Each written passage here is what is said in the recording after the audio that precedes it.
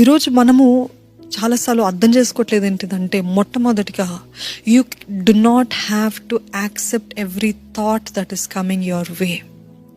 మీ జీవితంలో వచ్చే ప్రతి తలంపుని మీరు అంగీకరించనక్కర్లేదు.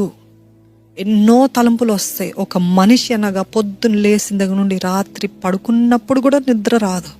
ఎందుకంటే యాంగ్షియస్ థాట్స్, కలవరపు ఆలోచనలు. వాట్ ఇఫ్, ఎంతమందికి ఉంది వాట్ ఇఫ్ అని. ఏమైపోతుందో, ఇలాగ జరిగితే ఏమవుతుందో, అలాగ జరిగితే. వాట్ ఇఫ్ అనే క్వశ్చన్ వస్తుందా మీ మనసులో? ఈ వాట్ ఇఫ్ అనేది చాలా భయంకరమైన ప్రశ్న అండి. ఎందుకంటే ఇట్ ఈస్ బ్లంట్లీ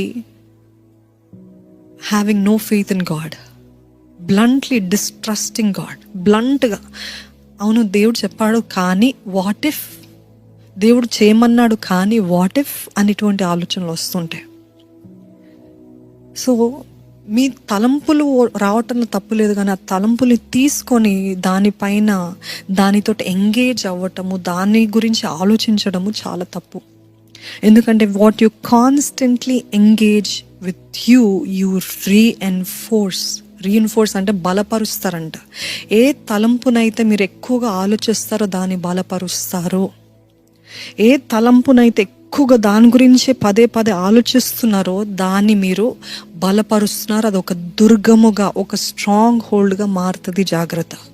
ఈరోజు మిమ్మల్ని అడగదలుచుకుంటున్నాను ఏంటంటే, ఏంట తలంపు? మీరు మరలా రోజంతా మీకు అదే తలంపు వస్తుంది. What is that one thought that is on and on going in your mind? వాళ్ళు అట్లా నన్ను అన్నారు, ఆ మాటనే నాకు రింగ్ అవుతుంది. లేకపోతే నాకు I feel I'm not fit, I'm not good enough, నాకు ఇది కెపాసిటీ లేదు, కేపబిలిటీ లేదు, ఎలిజిబిలిటీ లేదు, లేకపోతే నాకు ఐఎమ్ అన్డిజర్వింగ్ అనేటువంటి తలంపులు నా జీవితంలో ఎప్పుడు వస్తూనే ఉన్నాయి. దాన్ని ఎలాగ జయించాలో నాకు అర్థం కావట్లేదు అని అంటే ఈరోజు దేవుడు మీతో మాట్లాడును గాక. ఆమెన్.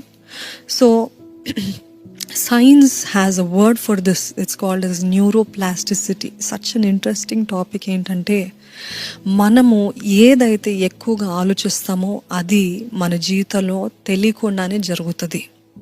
ఈ లోకంలో అది అంటారు మేనిఫెస్టింగ్ అని అంటారు, కానీ అది తప్పు. అది బైబిల్లో ఎంతో కాలం కింద రాయబడ్డది, ఎన్నో వేలాది సంవత్సరాల కింద.